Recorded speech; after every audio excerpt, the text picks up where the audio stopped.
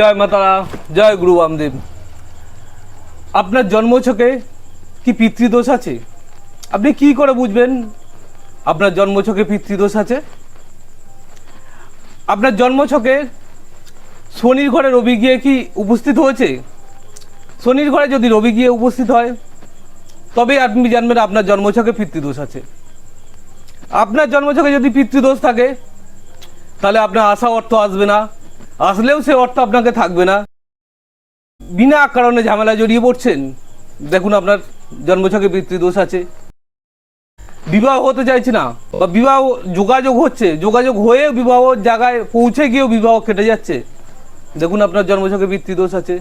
তো পিতৃদোষ নানান দিক দিয়ে আপনাকে সমস্যা তৈরি করবে, বিনা কারণে শত্রুতায় জড়িয়ে দেবে। আপনার পিতৃদোষ থাকলে আপনি বাড়িতে থাকবেন, দেখবেন আপনাকে সব সময় অস্বস্তি বোধ লাগবে।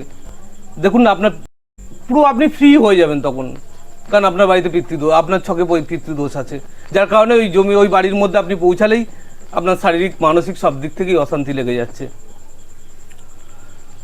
তো এই পিতৃদোষ যদি আপনি কাটাতে চান, আমার ইউটিউব চ্যানেলের নিচে আমার নাম্বারটা যাচ্ছে, আপনি আমার নাম্বারে যোগাযোগ করুন। যোগাযোগ করে আপনার জন্মছকে বিচার করে নিন, বিচার করে আপনার লাইফটাকে সুন্দর তৈরি করে চলুন, আরও যাতে আপনার জীবনটা সুখে থাকে, শান্তিতে থাকে, আপনি সেটা চিন্তা করুন। আমাদের চ্যানেলটি সাবস্ক্রাইব করুন, বেল বাটনে ক্লিক করে অল করুন এবং আমাদের নতুন নতুন ভিডিও আপনারা দেখতে থাকুন। জয় মাতারা, জয় গুরু বামদেব। সকলেই ভালো থাকুন, সকলেই সুস্থ থাকুন। মা তারার কৃপায় আমি এটাই চাই।